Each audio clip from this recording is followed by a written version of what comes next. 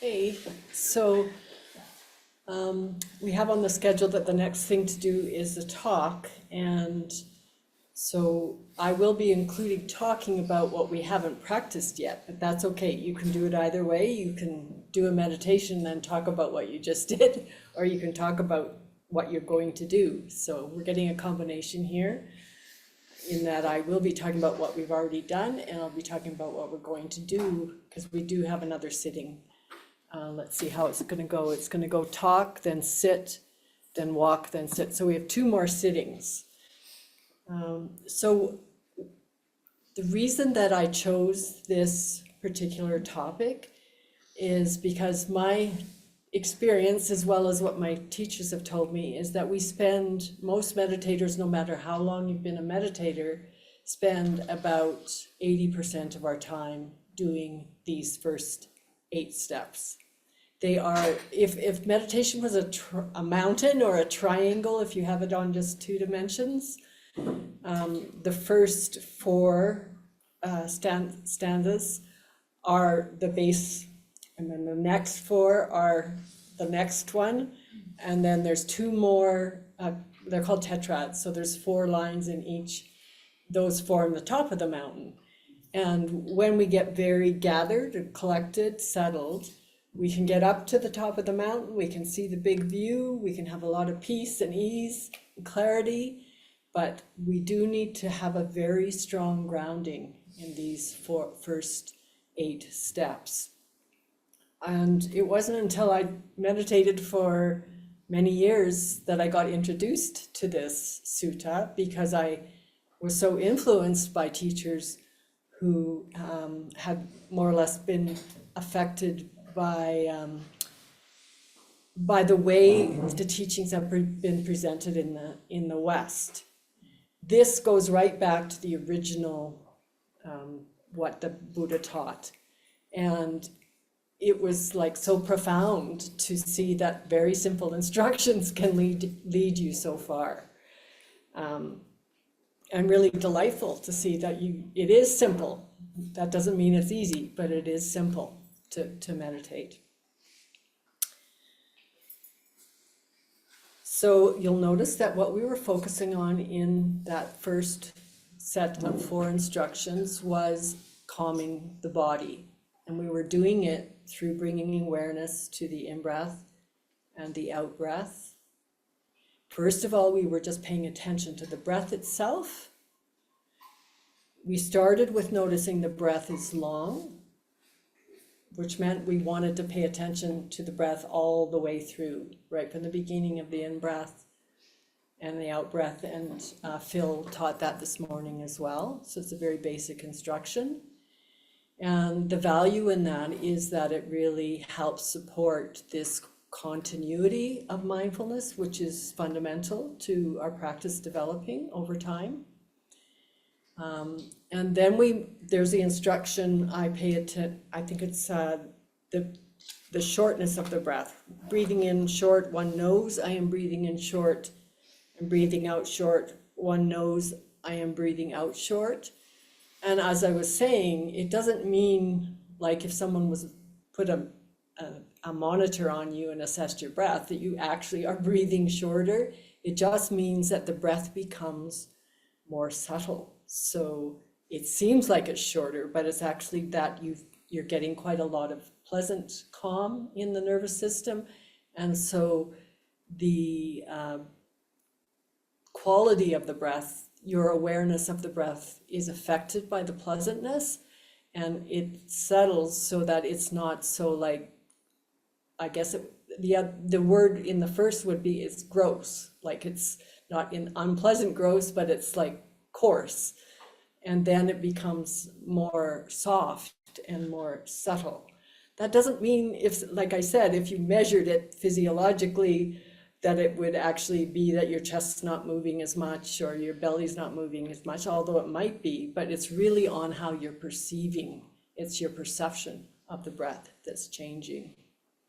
And then we went to using the whole body, or experiencing the whole body. That was the next instruction. And one of the ways to do that is like what I taught, which is to make sure you are able to feel your feet, the top of your head, and your hands. And that means that within that container, you have the whole body.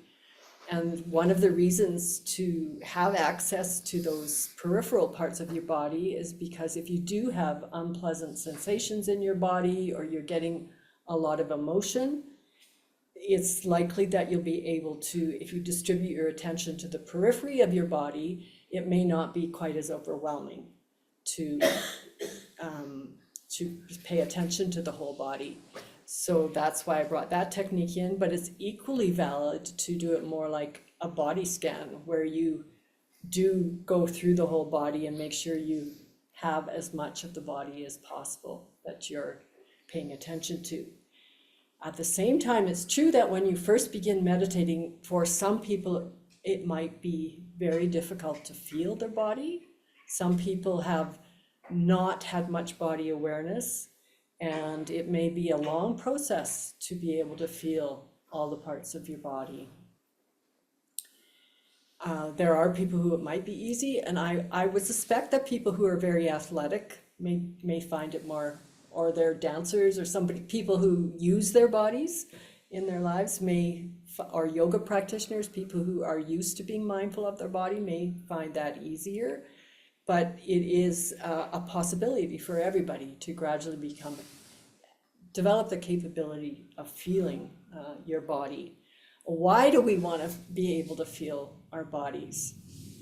Well, in this case, the purpose of it is so that we can calm it.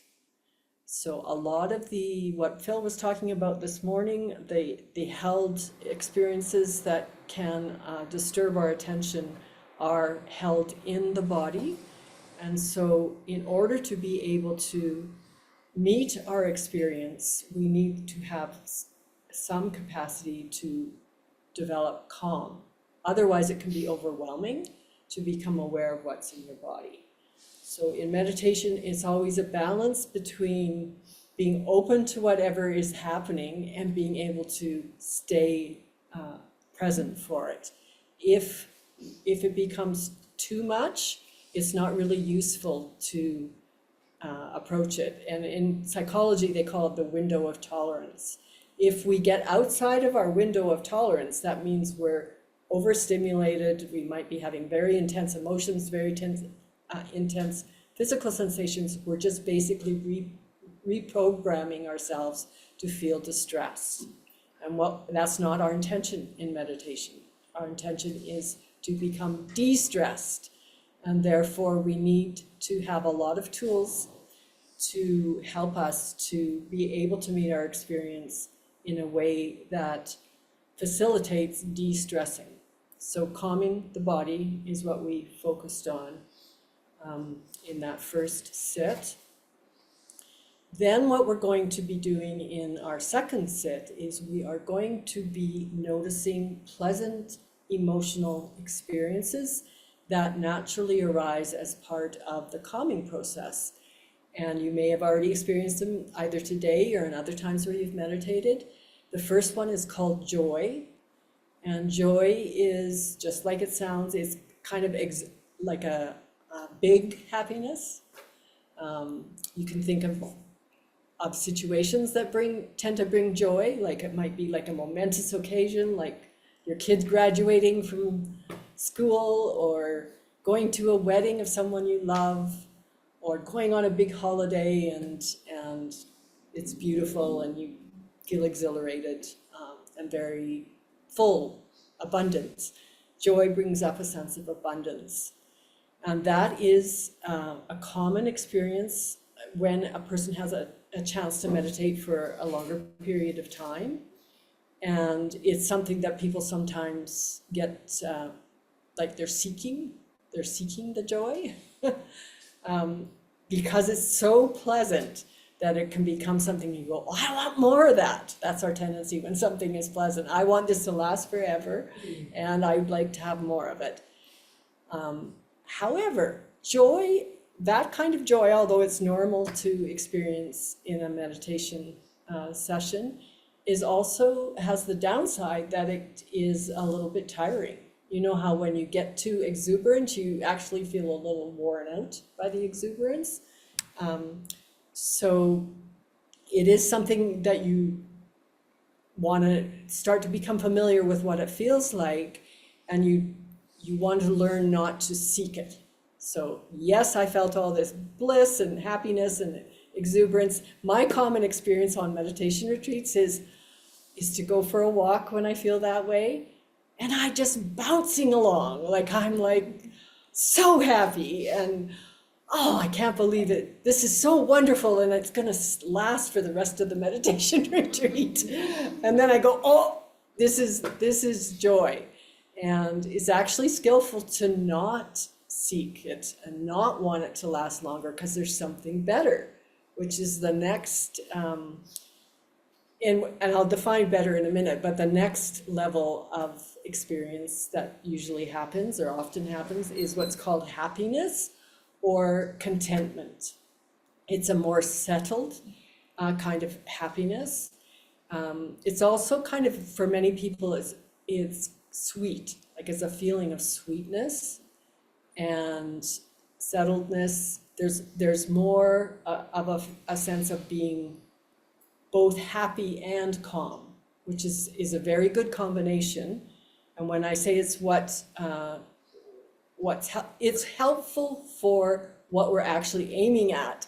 So it's not that you're trying to seek happiness or contentment. It's that if you do have the experience of happiness and contentment, it helps our nervous system to come into a state where we will develop more peace and ease and clarity. And when we have that, then we have the capacity to see what's actually going on and to be able to meet it in such a way that we gradually remove from our nervous system anything that causes us to feel distressed. I just want to look at my notes for a minute, make sure I haven't missed anything of what I wanted to say.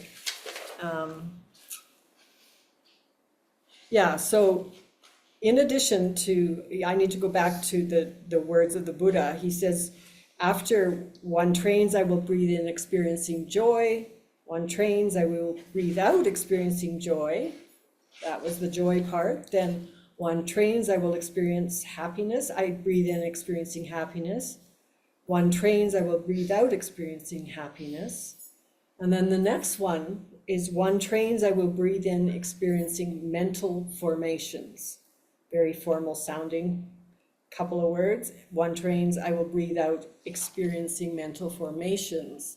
So many of you have probably taken a basic meditation instruction course or heard, listened to talks on that and had instruction. And what we're talking about here is everything that's not just the body and body sensations. So it includes your emotions, it includes your thoughts, images, it includes beliefs, patterns, very strong patterns you may have, patterns of belief, patterns of what's right, what's wrong, that you have in your experience, in your brain and body together. And so we are experiencing them in order, again, that we can calm them. I will breathe in, the next instruction, one trains, I will breathe in calming the mental formation.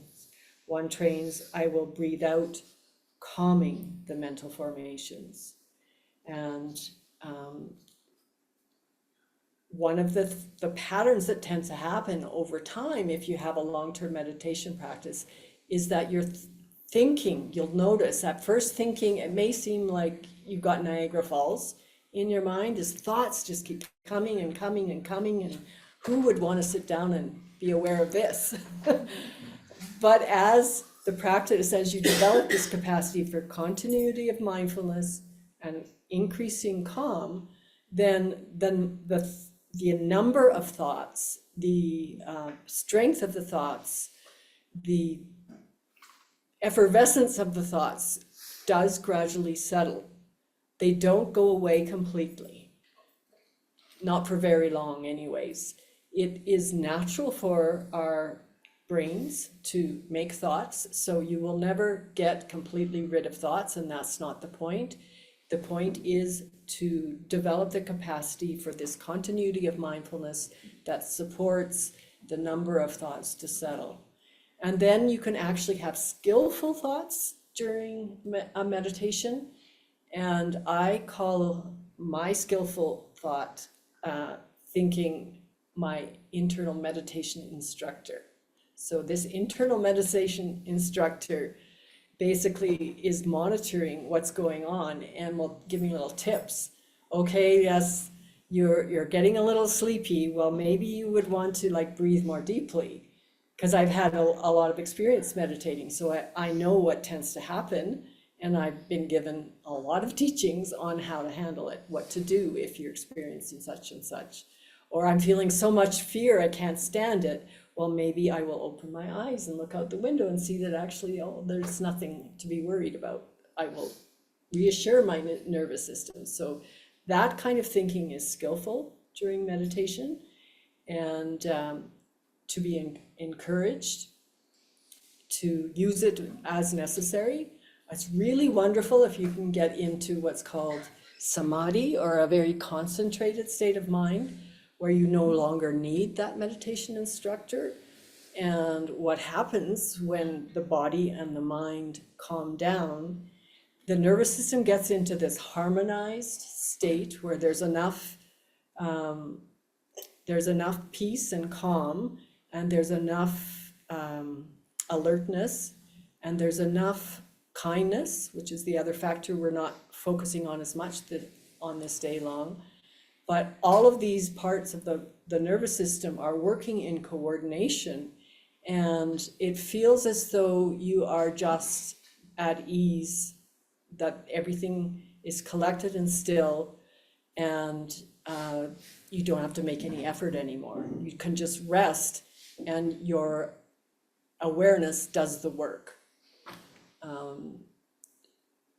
So the skill that I've worked on over time is to know how far I can rest, the eye can rest back and just allow awareness to process what I want, what is going to lead me to more freedom. Yeah. It's sometimes called choiceless awareness, which means I'm not choosing the object. So no longer, or anyone who gets into this concentrated state of mind is no longer choosing what happens. It's being chosen by awareness. Awareness is wise. There's a wisdom in awareness. It knows where to go next. It knows how to approach. Sometimes it feels like it's like actually, oh, it's just like awareness is there and I'm resting, and awareness just like moves in and says, okay, we're going to go for that knot in your belly, and you just sit back, and I am going to come in.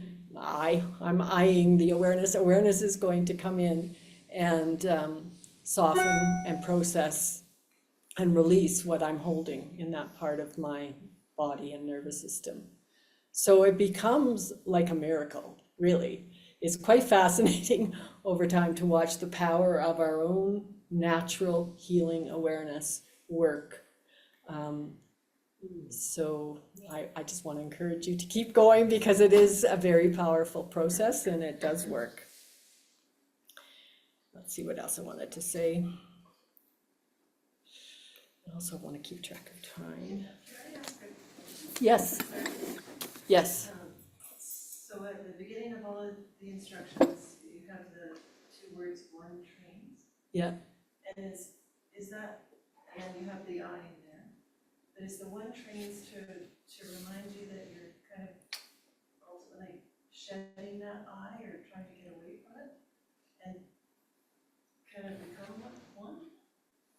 Or, and I'm just kind of trying to figure out where the one trains and then the I. How it fits together. That's a very good question. I think what it is acknowledging is that we do have a sense of I, that is part of the human experience. And I just was a part of a training program over the last week, And the teacher called that your navigational self. So the navigational self is an absolute necessity, or else we wouldn't be able to take care of ourselves and our lives. We need the navigational self. So I think that what the instructions are acknowledging, that there is a validity to having a sense of self.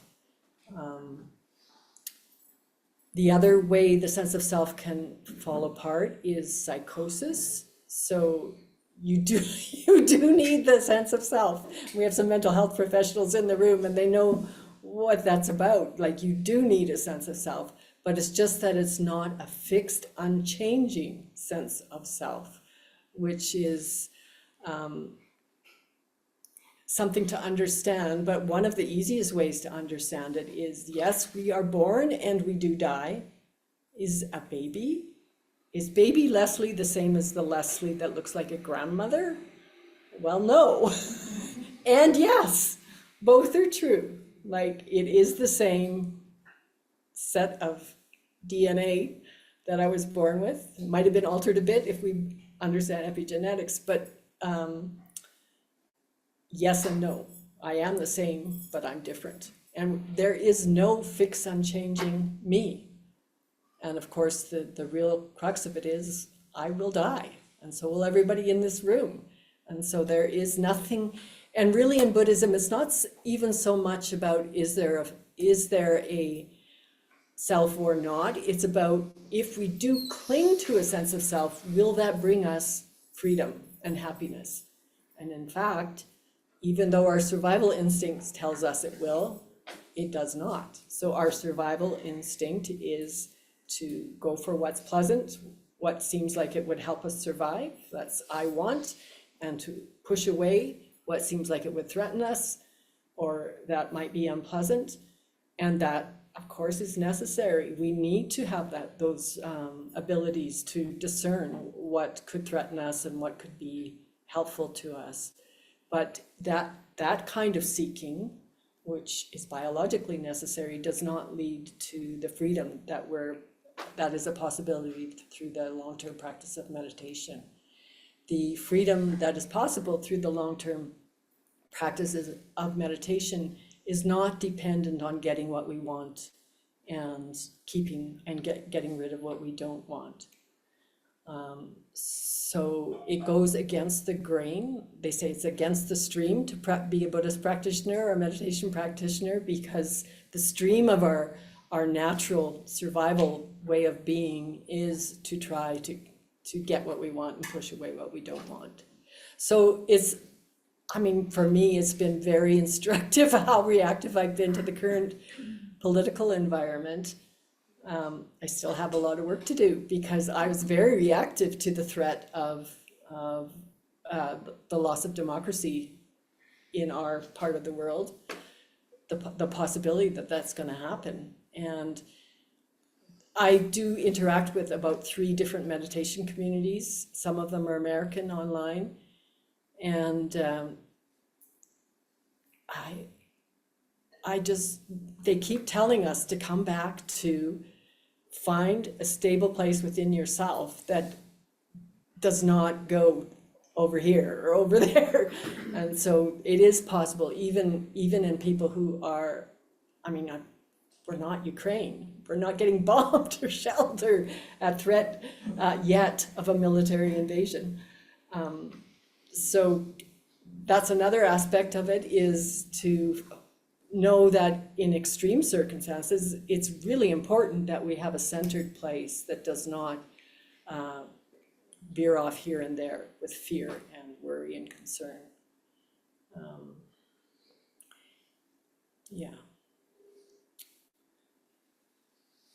Let's see if I have anything else I wanted to say.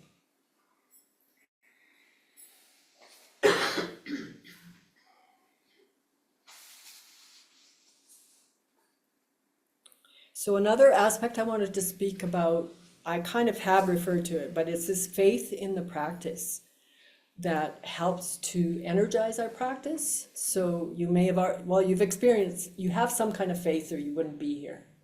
So the first kind of faith is that you're seeking something, you know you are, and you think, well, I'm interested in meditation, and I'm so interested, I'm going to spend a whole day doing it.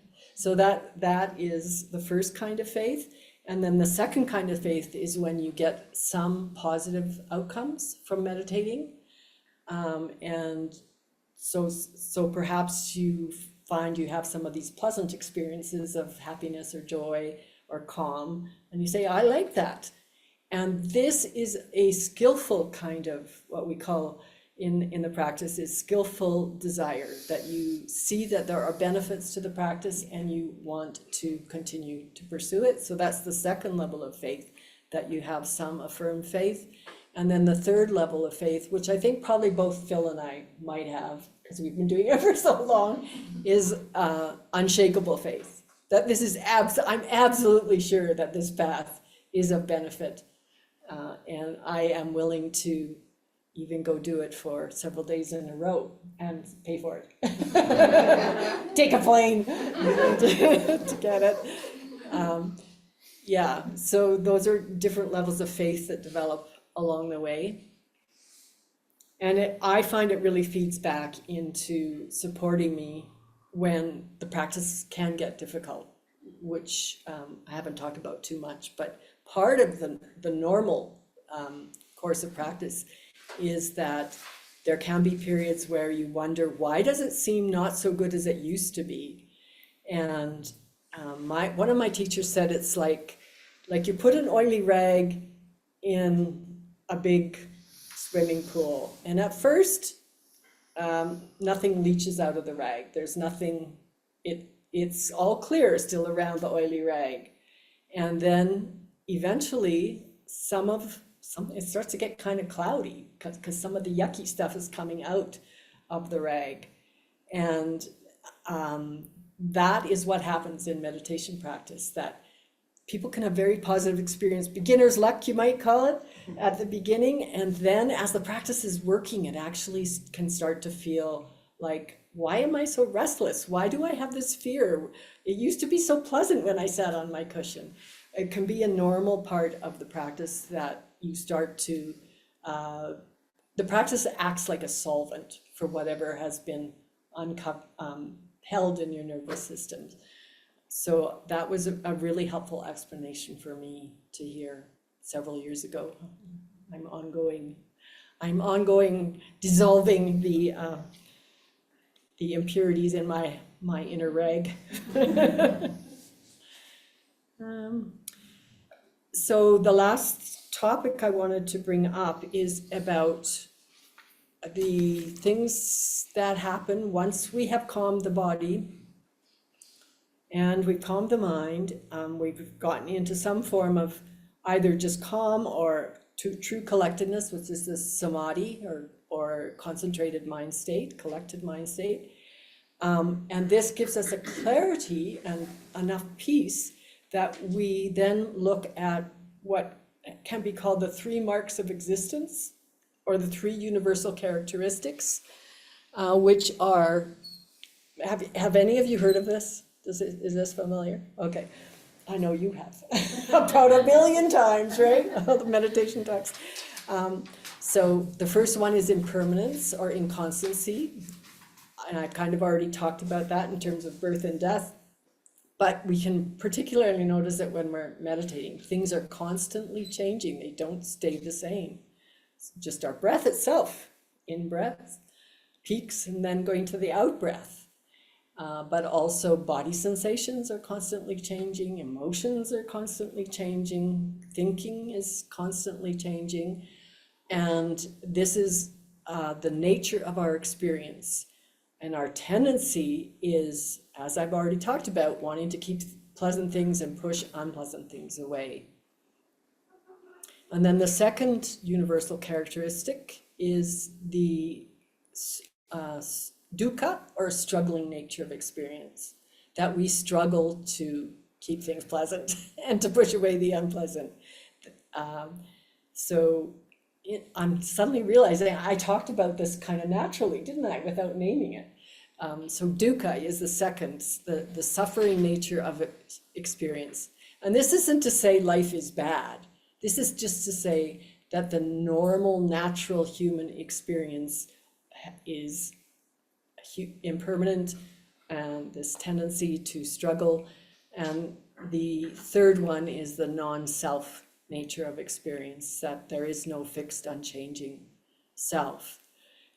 These are three ways of looking, and there are three ways of looking at experience.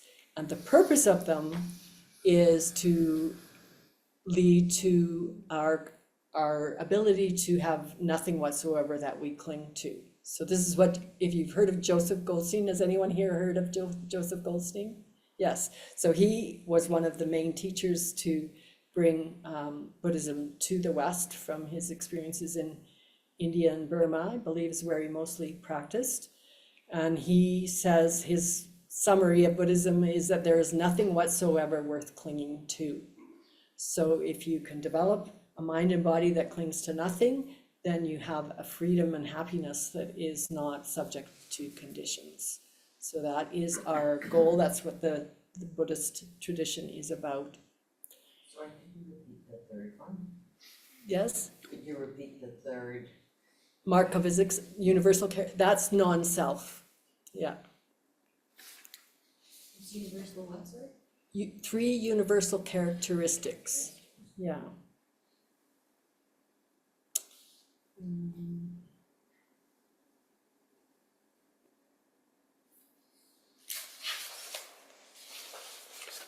more page here.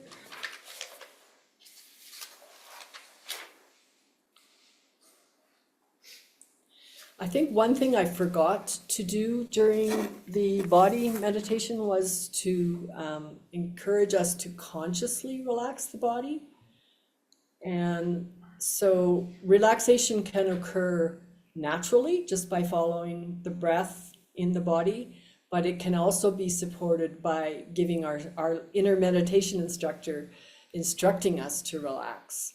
And it's kind of like one of those Freudian slips that I didn't say that. Probably that's something I actually need to pay more attention to. My inner meditation instructor needs to up that instruction and give it to myself more often, is the clear advice to myself: relax. Till my degree. Knowing me over time. Yeah. Relax, Leslie. Excellent. Yes. Can you expand a little, like I'm going back a bit, but you talked about sort of your reactivity to the political situation. Right. Like the world feels a little dark at times these days, Yes. and just sort of the challenge of it's quite easy on one hand to withdraw from the world and say, as long as I work on my practice and grounding myself, you know, I don't have to pay attention, or I can disconnect from that larger situation or any responsibility or effort towards, you know, change, or just, you know, if I'm a good person and trying to shine light within myself and around me versus, is that sticking head in the sand, like just that sort of whole challenge of balance. Right. This is on everyone's mind, I think. Yeah. I don't think most of us in our lifetime have ever been in this situation where it seemed so turned upside down. So I think everybody will have their tolerance level of how much news they can take in. And the teachers that I've been listening to have suggested there does need to be some attention paid to it. It's not a wise response to stick your head in the sand. And that's particularly because the outcomes of this situation could be very adverse for many, many people. So we all need to be involved in responding as wisely as we can. At the same time, we need to keep ourselves well so that we're not, you know, being drowned by the experience. So it's a matter of how much we take in, and then what we're doing to stay well are two things, I think. And I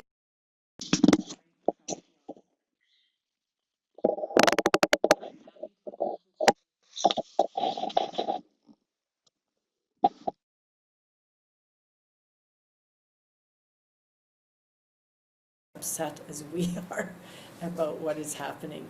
They don't like it either, and they're probably even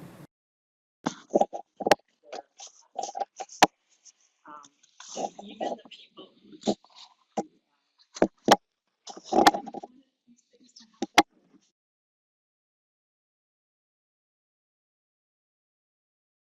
what was planned.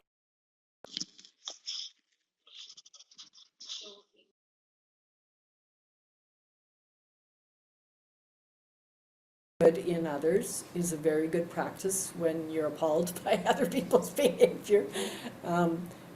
And remembering that, you know, the people who supported this administration probably didn't realize that certainly, that I won't bring up the details, but certain events were going to happen, like supporting brutal dictators.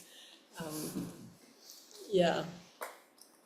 And then the other thing that my teachers have said is think of the long term. Our parents, some of our parents went through World War II. Phil mentioned that he had a relative of his mother's who was affected by World War II in a very adverse way, and life went on. So the comings and goings of evil, if you want to call it that, bad shit, man, is part of human history. And so even if there is a dark period, there will be a response to that darkness. And we're already seeing that there's a lot of resistance happening in America to what's happening. And the other thing that's really helped me is to know, like, Americans love freedom. Like, they love their freedom, and they just express that love of freedom in different ways. So it's very hard to imagine that they would give up their democracy once they recognize what's going on. I just don't believe that they would give it up very easily. Although I know it's possible that it could happen, to be realistic. Does anyone have anything else they want to add? There's a lot of wisdom in this room, how you're dealing with the current situation.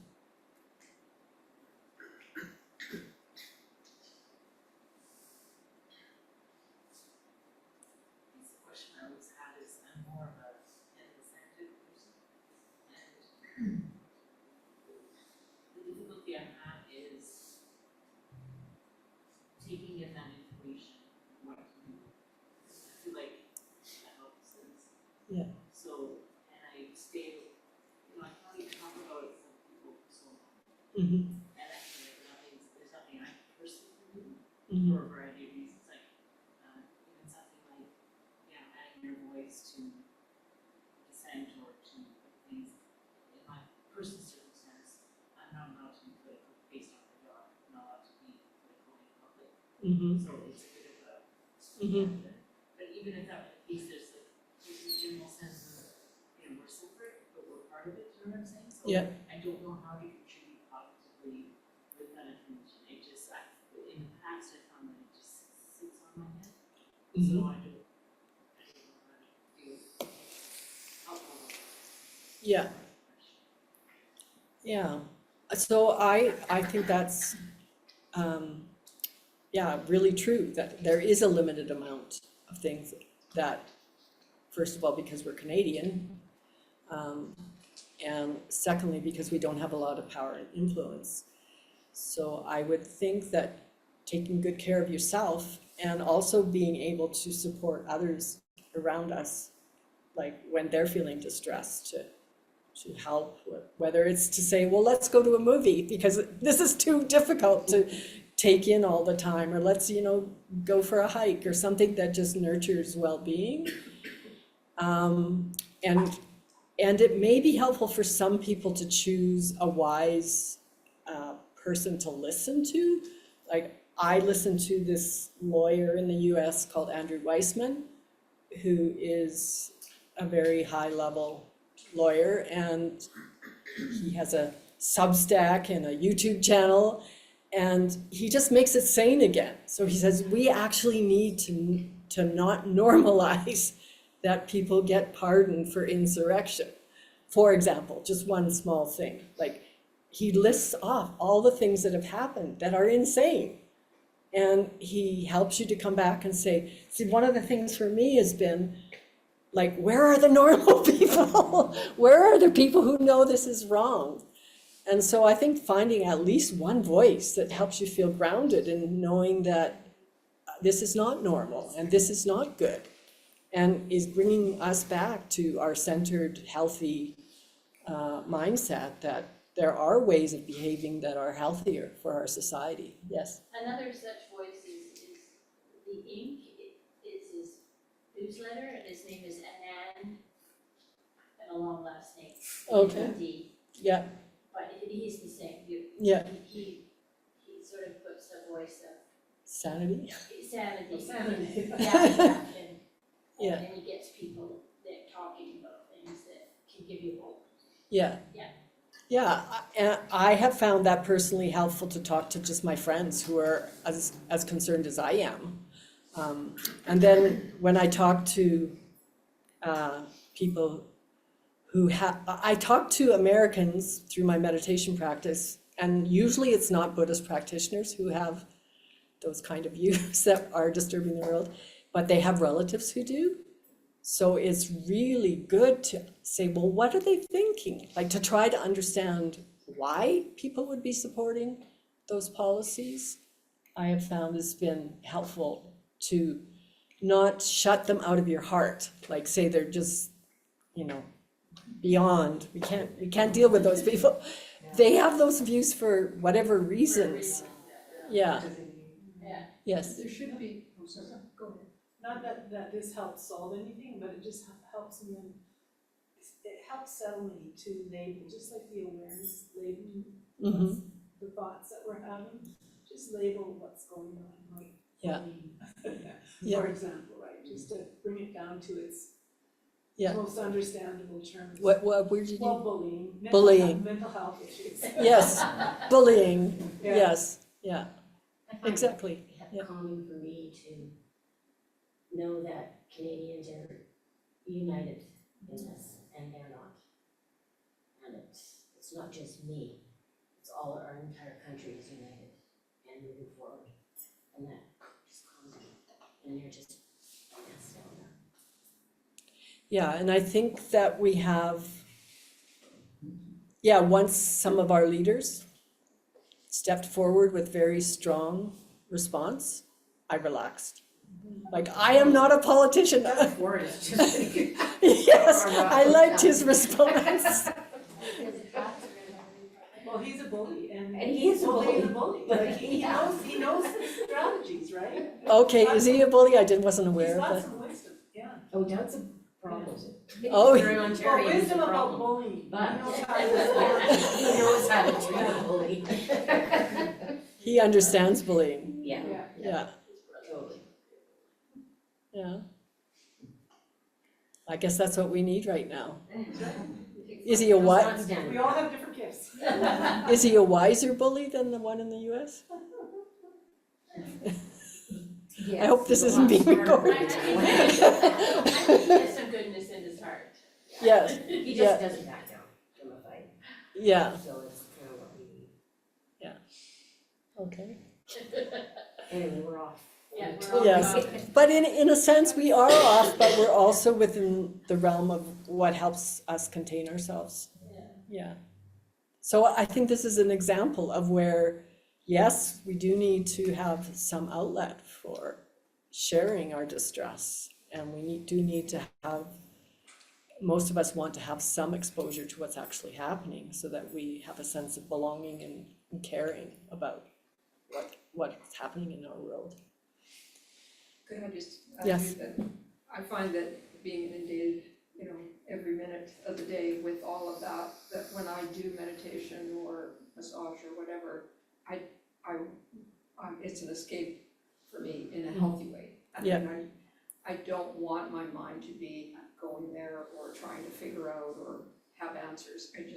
I wanna shove it all away and just let me be here and do this. Yes, Here or home or wherever I'm doing it. Yeah. I find it's a black and white for me. For example, when I go to get a massage, if my healer starts talking about anything about her kids or the world, I'm in a whole other mental place. So I really have to focus on why I'm here and what I need from that, from sort of a health perspective. yes, yeah, so having boundaries, how much you let in, Yeah, and no, having I a don't safe want the whole space. Trumpism, as my 100-year-old mom calls it, I had Trumpitis last night. I thought, yeah, so, I just don't want her having that, but I don't want it either. I want my space where my brain and soul can be elsewhere and Yeah. not have that. Yeah, and that's really healthy, and thank you for putting it that way. Yeah. I remember when the flood happened in 2013, so many of you probably lived here then. I lived in a neighborhood that was affected, and so was my mom's. And when I went up to the hill where people weren't affected, some people were saying, "Oh, I feel guilty because I'm not affected." And I said, "Oh, no, don't feel guilty, because when you're in a crisis, it's very reassuring that other people aren't.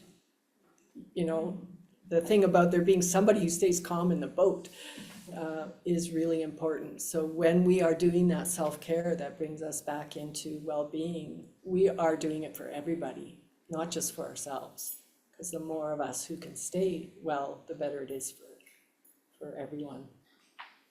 Yeah, and I'm talking to myself too, because I have gotten overwhelmed off and on through the last month or so. Yeah. Okay, so I'm gonna look at my watch, 20 to 3. So I do think, even though we're a little off schedule, we should take a break because we've been sitting for a while. So I'd invite you to do a walking session, and